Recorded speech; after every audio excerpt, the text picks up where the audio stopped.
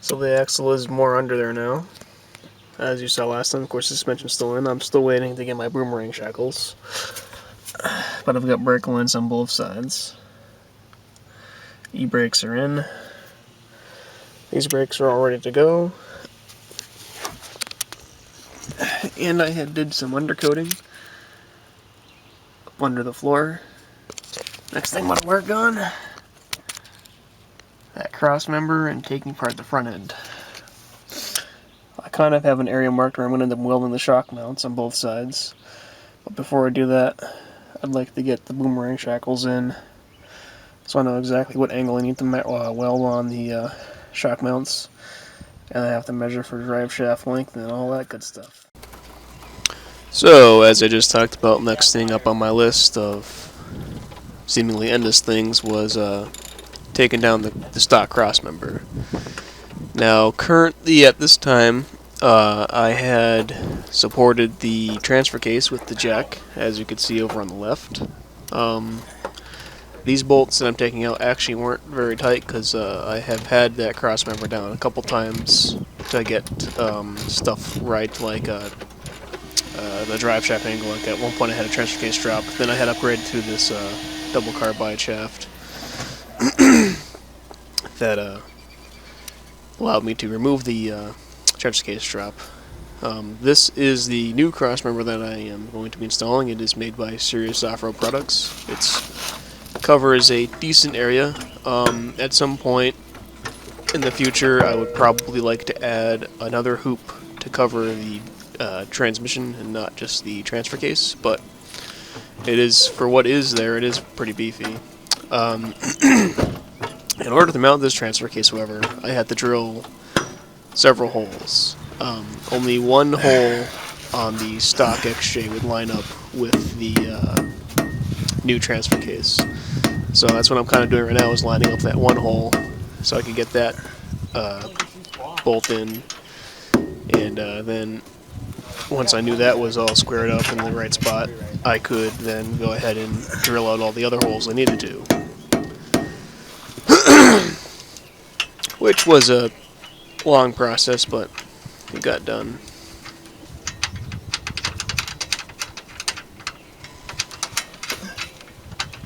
Now, with the cross member in place, of course I can't have the jack under the transfer case because that's covered by a skid plate. So I had to support the transmission with a stack of blocks right there.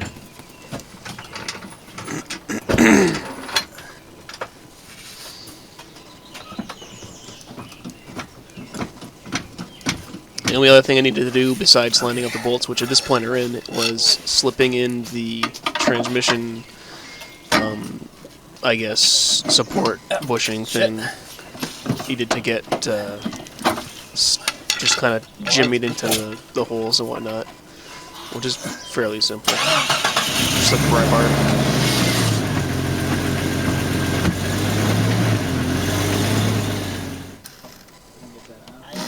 And then started the process of all the holes that need to be drilled. These holes that I'm drilling were just used for self-tapping screws.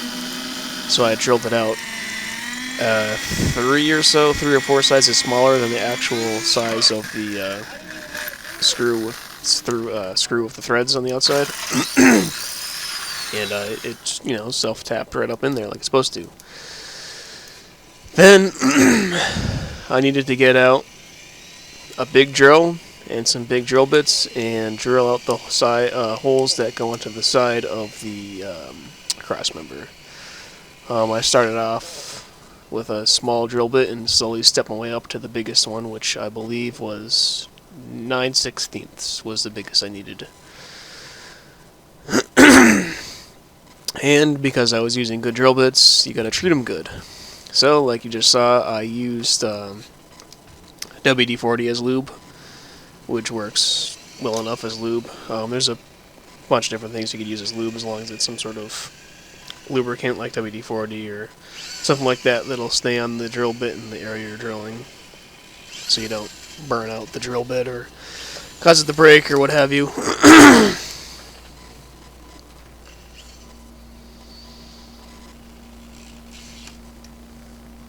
As you can see, this drill is a little bit of a wrist snapper if you're not, careful with it. This is actually a hammer drill, which of course has the hammer setting and the normal drill setting. This is in the normal drill setting. On the, I think it's on the high speed. Then there's actually a low speed setting for more torque, but it's on the high speed, and if you're not careful, it'll snap your wrists. And luckily, the drill bits I bought and the drill bits I already had to drill the holes out were long enough to go all the way across my unibody frame rail, I guess you could call it. So it ended up working out well. Of course, I still had to, do some oblong on the hole on the inside because it, wasn't perfect, but got the hole all the way through. So the next thing on my list of things to do is drill holes in this backing plate that comes with the cross member to go up into here to give some extra strength to this side of my inner unibody frame rail. So, just like so, it gets slid back there, and then you have to drill holes in that wherever you please to line up with the holes you just made for the big lug bolts. So, in order to find where those holes go, I'm just gonna put a bunch of grease in here while holding the plate where I'd like it and mark the hole with the grease, then drill out the hole on my drill press. So luckily I do have a drill press, so that made this part pretty easy. I mean, if you're wondering, the drill press isn't actually anything special. It's actually made in Taiwan, but it gets the job done every time I have to use it.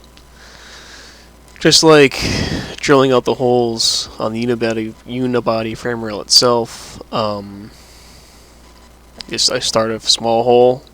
Make sure you use a punch so the drill bit doesn't walk, and then just start stepping up till you get to your biggest size, which, as I'd already said, I needed the 9/16. And because I'm using the same drill bits, make sure you lube it up.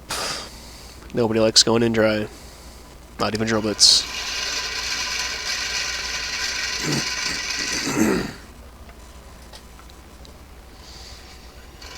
You're always going to make sure you enter slow as well. Just try and go too fast. You'll burn it up, break your drill bit, bad things happen. I also had to do part of this outside because the chuck that is on that drill press is smaller than one of the bigger drill bits that I have. So I had to go outside and make the setup and use the hammer drill to do, I believe this is a 1/2 inch, maybe a next size bigger than 1/2 inch drill bit.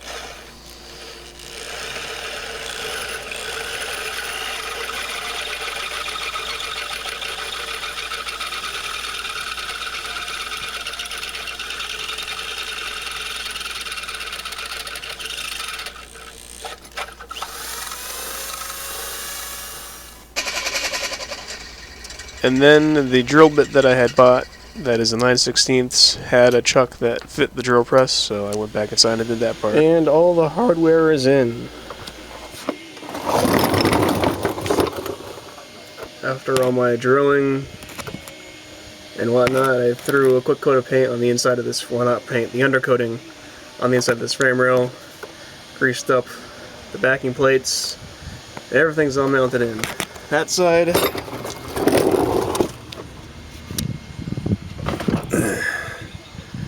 and that side.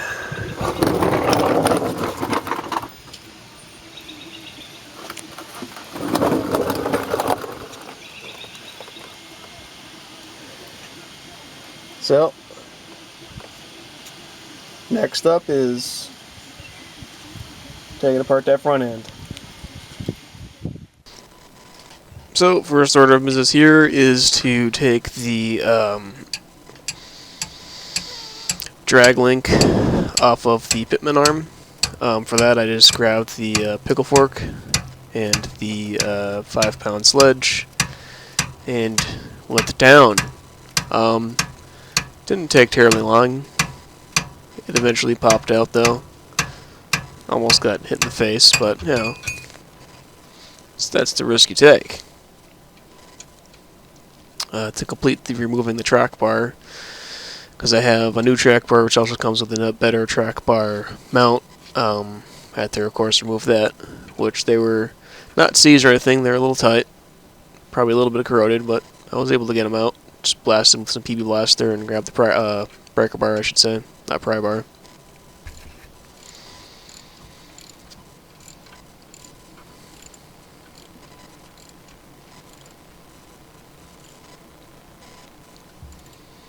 And these bolts on the inside as well. These bolts actually mount up to the engine mount.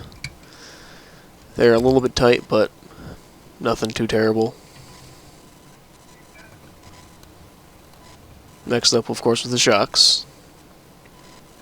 Now, at this point, I didn't video loosening them. I just, videoed me removing the shock. Don't worry, they were bolted in. And then I had to drop out the coil springs that I had in there. Now, the coil springs that were in here, I honestly don't know what they were. They provided about exactly 3.5 inches of lift, but I don't know what brand they were, because I had actually bought the Jeep with a 3.5 inch lift on it, and at this point the only part that I've kept besides, that's about the only part I've kept to it over the years, or these coil springs.